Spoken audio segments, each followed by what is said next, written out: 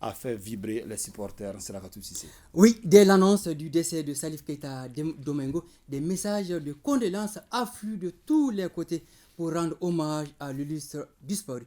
Je vous invite à suivre quelques témoignages au micro de Mohamed Nama Keita.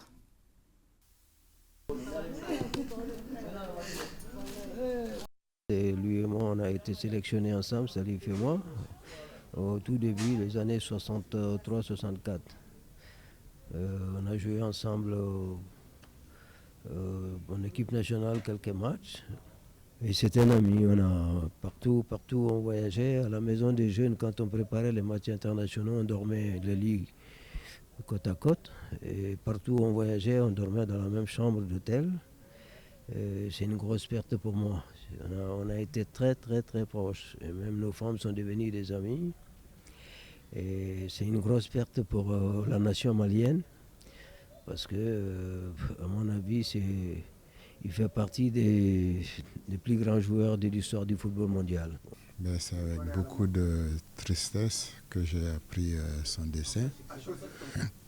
Comme vous le savez, Salif Keita est une légende du football mondial, je dirais, et qui fait partie des gens qui ont écrit les plus belles pages du football malien. C'était mon grand frère. C'est quelqu'un que j'ai adoré comme un dieu. Et aujourd'hui, qu'il parte, cela me chagrine énormément. Mais c'est la volonté, la manifestation de la gloire de Dieu. Et il laissera un grand vide dans le milieu du football mondial, je dirais, particulièrement malien. Salif est une référence mondiale dans le football. Au-delà de cette référence mondiale du monde du football, Salif est une référence sur le plan personnalité. C'est un homme qui a de la personnalité. Je l'ai quitté il y a à peine 3 semaines. Pour l'intérêt du football, l'aura de Salif doit servir pour le développement du football. Salif est un conciliateur. Salif est un homme de rassemblement. Et Salif est un visionnaire. Et Salif est un patriote. Si on parle de panafricanisme, Salif est un panafricaniste. Voilà cet homme qui a toujours cru à son pays et qui a toujours cru à la couleur de sa peau et qui a toujours cru aussi à la dignité de l'homme.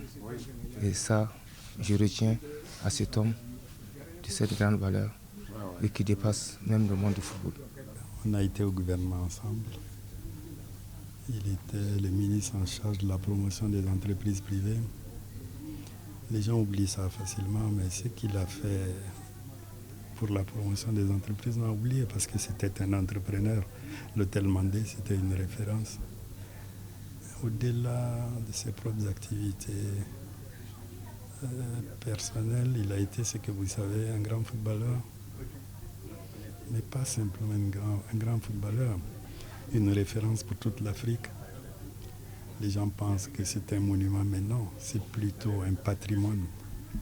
Et ce pays doit préserver ses patrimoines, comme on le fait pour beaucoup d'autres symboles culturels. Salif, c'est cela. Salif, quand tu l'as vu à Saint-Étienne, à Valence, aux États-Unis, et ils disent non, vous ne connaissez pas Salif.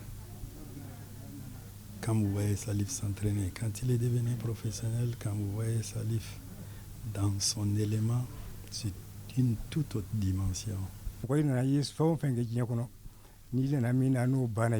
Ainsi va la vie. On fait son temps et on meurt. Salif a collaboré avec beaucoup de gens. Nous demandons à tous ceux qui ont eu à collaborer avec lui de lui pardonner. Les obsèques de Salif Keita, faut-il le rappeler, auront lieu le mercredi 6 septembre à 15h à Tomikorobougou sur le terrain de la commune 3. À suivre après ce journal télévisé, une émission spéciale sur Salif Keita animée par Koji Sibi. Il aura comme invité Djibril Traoré, Mohamed Soumaré et Cheikh Oumar Konté Bruno. À vous.